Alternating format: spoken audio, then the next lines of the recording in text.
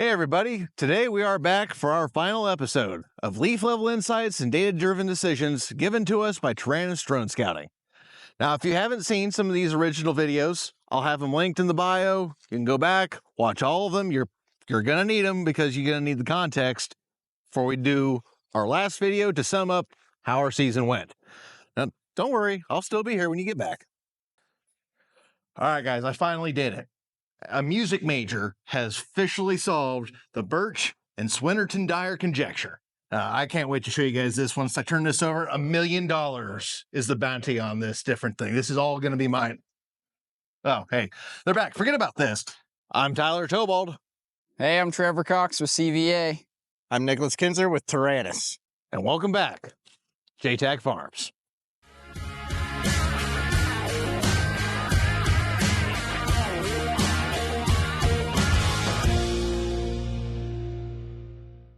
First field we're looking at today is the File Hill. Yeah, about that. Trevor, what do you see out here? Nothing. Yeah, we had to chop this field. Now, if you look at the overall metrics of this field, we did everything right. As far as nutrition goes, good looking field. As far as pests go, we took care of those during the growing season. Weed pressure, again, really good. We took care of that during the growing season. No diseases to really have to worry about either. As far as caretaking this crop, we did everything right. Problem was, it got so hot and so dry during pollination that like 5-10% of this field pollinated and the rest of it didn't. It's so damn hot. Milk was a bad choice. So it was going to make maybe like 5 bushels the acre. So we just came through here, chopped it. Unfortunately, not a whole lot to look at. I'm happy with the job we did caretaking it, just Mother Nature was not on our side this year. You are the weakest link. Goodbye. Now that we're done with the catastrophe that was the File Hill, we're out here on West Files right now, and things are, well, we'll say better. Not good, but just better in general. We'll go a little deeper in this with Trevor. So obviously it was very dry this year. It was dry at wrong time. So July we had basically 0 rainfall, maybe a ½ inch on this field. And then come into August, we had maybe 2.5 inches, but it had already gone so far backwards in July, cannibalized itself to a point that there's just a ton of variability out here. There's spots that have ears, that are decent ears. And then there's other spots that just have no ears. And you can see here, there's just these tiny little ears that aren't going to produce anything. And there's areas that are even worse than that. So huge amount of variability, just a lot based on soil type, fertility levels, how far gone that crop was in July before we started getting those rains. Yeah, not really much more to say about it. It was just dry at the wrong time. Alrighty, everybody. We are here at CVA in Beloit. Wanted to get out of the wind, and we also wanted to take just this opportunity to get to show you guys the new next thing that Taranis has got coming out called Ag Assistant. And Nick is going to do a lot better job than I am about walking you through it. Now that we're at close to the end of the season for West Files, you can see we've completed all 6 flights here. Let's do a end of season review using Ag Assistant. So we're going to go in here to the field. It can be either map or timeline. Over underneath the recommendations tab, click on season recommendation, try Ag Assistant, and it spits out, our AI algorithm spits out a complete overview of the entire season, going back to the first flight, all the way through the 6th flight and what we looked at. So we start off with nutrient deficiencies. Notably some sulfur deficiency early in the season. Nutrients seem to stabilize as the season progressed. Monitor sulfur levels initially is crucial for ensuring deficiency did not impact your yield. Anything to add on that, Trevor? No, I mean, that's pretty consistent with what the weather was doing. I mean, it takes rainfall to get that sulfur broken down into the soil, or get the fertilizer that was on top of the ground into the ground where the plant was at, or the roots were. So So that makes a lot of sense based on what we were seeing. Yeah, early in the season when we did get some rain, it grew so fast there for a little while that it was really starting to. Part of that was just because it was growing Keeping so up. really. Yeah, it was growing so fast. Mm-hmm. So sulfur deficiency looked pretty good. Gonna go and give it a rating of a good. Diseases. REI is saying no significant diseases. Let's go ahead and check out what did happen on June 30th. I'm assuming it was mostly, All locust this leaf leaf spot. spot. Yeah. Just one inside image out of 128 has some downy mildew. So Yep. nothing too concerning. Rest of the season, your disease pressure dropped 1%. And I would imagine both of these will also be locust. So, nothing to concern. So, gonna give that one a green rating as well. Insect defoliation. High impact pressure was detected in this field. Increased vigilance and integrated pest management strategies are recommended for next season. So, as we can see here, probably going to be a lot of grasshopper sighting, grasshopper chewing, that typical half moon shape on the edge of the leaf. Yeah, we had there was a lot of insect pressure earlier on. We had grasshoppers and blister beetles out there. Yeah. That was. It was just a bad year for grasshoppers this year. They were just very predominant in this area. Yeah. Zooming in, that's that classic smooth edge chewing. Doesn't look like leaf breaking. That one might be a leaf break. But it did significantly drop as the season moved on, as you can see. Yeah, we went through with in-season insecticide pass on that and it worked. Yeah, it worked. Yeah, we were able to get that under control. Yep. So, gonna give that one another green rating. Some weeds. This one's gonna be fun. Persistent weeds were present all season, starting with severe pressure and moderating as the season progressed.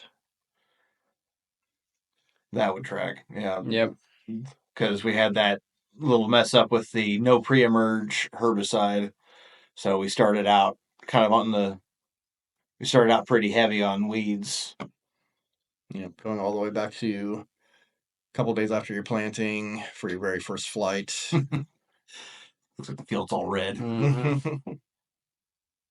That'd be about right for what it looked like. Yeah, it was a woolly mess.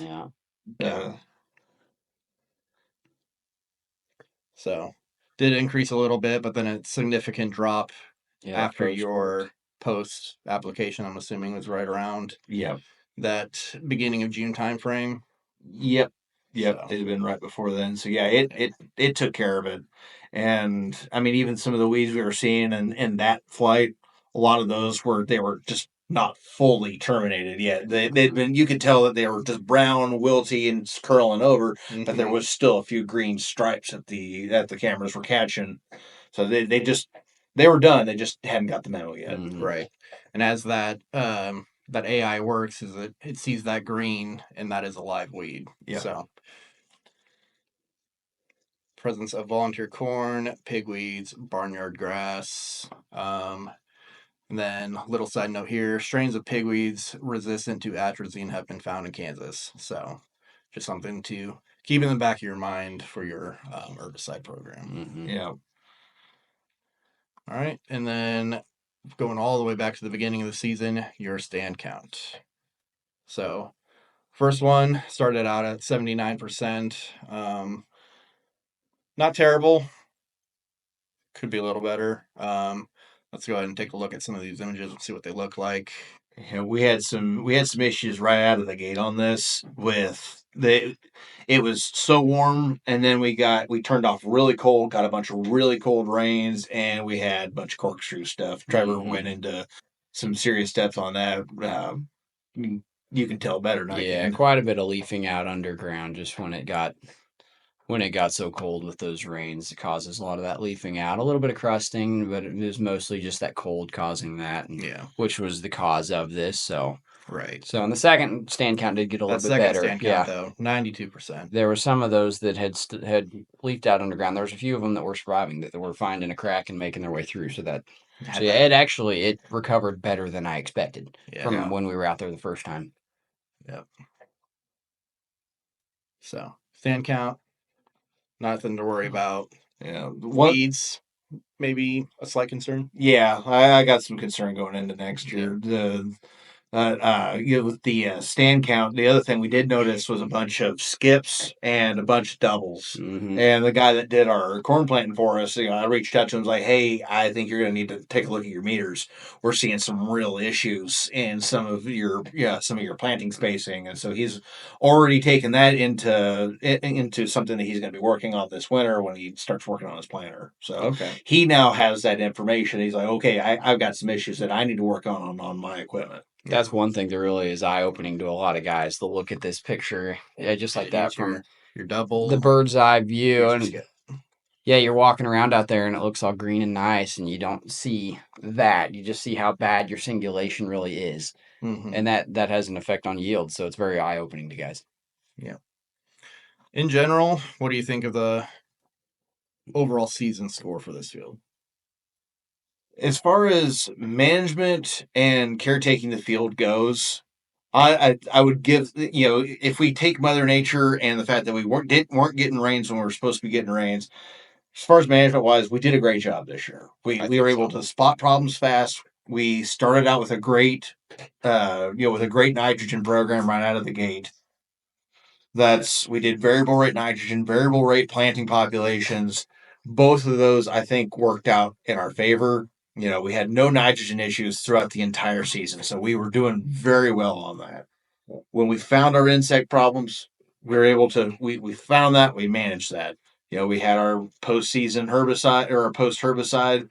We managed our weeds. So now we just need Mother Nature to cooperate with us. Mm-hmm. And that's just something that she didn't want to do for us this year. Right. Yeah, I would agree with that. If I had it to do over again, I'd probably do the same thing. And just, I might, pray for rain a little harder. Yeah. Mm-hmm. Definitely a good year overall, though, I think so. Yeah. Now going into next year, we've already got things lined up. We've already seen some issues that we're going to have to take into account before we even plant a thing for next year. Now we know we had some weeds that still escaped through. We've got some things that we're going to have to be mindful of. So I already know what's out there before I even get the drill out and start planting next season. The speed aspect of this is what I like. Instead of us going through flight by flight and picking it all apart, this kind of does it for us and makes it nice and quick and easy. Yeah. And it gives, especially for those bigger operations where they've got so many fields and they forget, did this field have the bad weed pressure, this or that? You can just break this down, and it's very simple, so then you can have a better game plan going into next year. Yes. Yeah. I think one of the best things about this is it's able to help you remember things that happened all the way back in, we're here in mid-September. It's hard to remember exactly what, like the corkscrewing on those seeds in the ground that still poke through. Yep. And then we've got our PDF with all the different recommendations and things to keep an eye out on, and what everything that we went this year, we could put that back in the records and have that to look back on. Even if we look, when this comes back around back to corn next time, I've got this to reference to go, okay, this is what happened the last time we had corn here. This is some things I needed to keep an eye out on this specific field. I've already got this at my disposal when I'm making my management decisions for the next time this comes back around. Mm-hmm. Exactly. Yep. You can print this off. This is yours to do what you want. Keep it as an electronic file. Anything. So awesome. I like it. I think this is going to be a real game changer for people. Yeah. As the technology on this continues to develop and mature. I think this is really going to help streamline the conversation between your advisor and your grower. Yeah. It's going to make that conversation just as easy as clicking the Ag Assistant button. Yeah. Well, that's what I was thinking. Last year, I went through field by field and did this very thing for each one of our customers, and it took a few days to go through, and it was so fast and easy. Yeah, just bam, done. Yeah. Yep.